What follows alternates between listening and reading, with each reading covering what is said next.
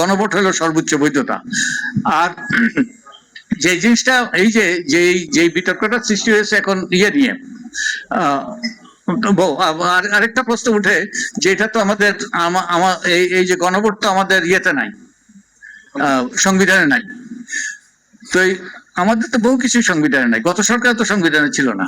2000 থেকে 3000 ব্যক্তি আহত হয়েছে, তারা কি জন্য নিহত হয়েছে, কি জন্য আহত হয়েছে, কি জন্য তারা এই আত্মত্যাগ করেছে?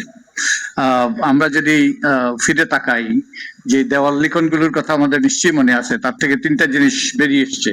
একটা হলো নির্বাচন, আরেকটা হলো সংস্কার, আরেকটা হলো বিচার। বিচারটা শুরু হয়েছে, অব্যাহত আছে, জানি না কি হবে, এখন তো প্রসিকিউটর বদলাইলেও জানি না কি হবে। আশা করি এটা চলমান থাকবে, ন্যায় বিচার নিশ্চিত হবে। ন্যায় বিচার নিশ্চিত হওয়ার মাধ্যমে যারা দোষী তাদেরকে শাস্তি দেওয়া হবে। আর নির্বাচন তো হয়ে গেল, এখন সংস্কারটা। তো সংস্কারের জন্য এই যে গণ অভ্যুত্থানের যে আকাঙ্ক্ষা, যে সংস্কার, সেই জন্যই সরকার কিন্তু 11টা সংস্কার কমিশন গঠন করে, আপনাদের মনে আছে। আমি আমার মনে হলো কি অস্পষ্টতা আছে বিষয়গুলো সম্পর্কে, তাই আমি একটু এই যে সংস্কার, যে কিভাবে জুলাই জাতীয় সনদ প্রণীত হলো তার উপর কিছু আলোকপাত করতে চাই। সরকার 11টা সংস্কার কমিশন গঠন করেছিল, তার থেকে প্রথম যে 6টা সংস্কার কমিশন গঠিত হয়েছিল তার মধ্যে নির্বাচন ব্যবস্থা সংস্কার কমিশন, যার আমি প্রধান ছিলাম, তারপরে সংবিধান সংস্কার কমিশন, দুর্নীতি দমন সংস্কার কমিশন, তারপরে এইরকম 6টা সংস্কার কমিশনের প্রধানদেরকে নিয়ে ঐক্যমত্য কমিশন করতে হয়। তো আমাদের দায়িত্ব ছিল রাজনৈতিক দলের সাথে, 30-এর অধিক রাজনৈতিক দলের সাথে আলাপ আলোচনা করে কতগুলো বিষয় ঐক্যমত্যে পৌঁছা। তো আমরা যেটা করেছি, এই প্রথম 6টা সংস্কার কমিশনের যে সুপারিশ প্রণয়ন করেছিল এবং সুপারিশ পেশ করেছিল, তার থেকে 166টা নিয়ে আমরা স্প্রেডশিট তৈরি করে রাজনৈতিক দলের কাছে পাঠিয়েছিলাম প্রথম দফায়, এবং রাজনৈতিক দলের কাছ থেকে আমরা মতামত নিয়েছিলাম। তারপর দ্বিতীয় দফা আবার প্রত্যেকটা রাজনৈতিক দলের সাথে এককভাবে বসেছি। কোন কোন রাজনৈতিক দলের সাথে 3 দিন, কোন কোন রাজনৈতিক দলের 2 দিন, অন্তত একদিন আমরা বসেছি এই 30টার মতো রাজনৈতিক দলের সাথে। এটা দ্বিতীয় দফা।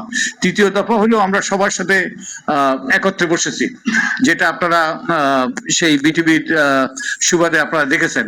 আমরা সেই বেশ কয়েক মাস ধরে আমরা এই আলাপ আলোচনা করেছি দিনের পর দিন, এবং আমরা এটা তো ফর্মাল আলোচনা হয়েছে, প্রাতিষ্ঠানিক আনুষ্ঠানিক আলোচনা হয়েছে, এবং অনানুষ্ঠানিক আলোচনা হয়েছিল পেছনে।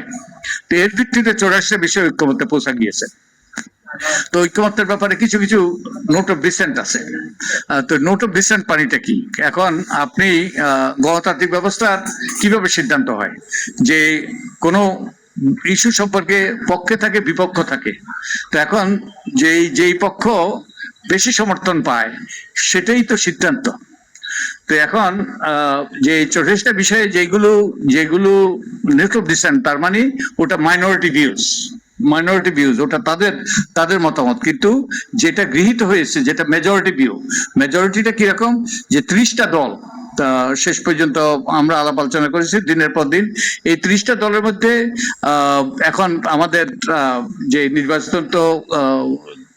নির্বাচন থেকে সুস্পষ্ট যে 3টা দল বড় দল, এই যে নির্বাচনী ফলাফল থেকে দেখা যায়, এই 3টে বড় দলের মধ্যে অন্তত অধিকাংশ দল যেটাতে একমত, এবং অন্তত 2/3 দল একমত, সেগুলোকে আমরা ঐক্যমত্য ধরেছি।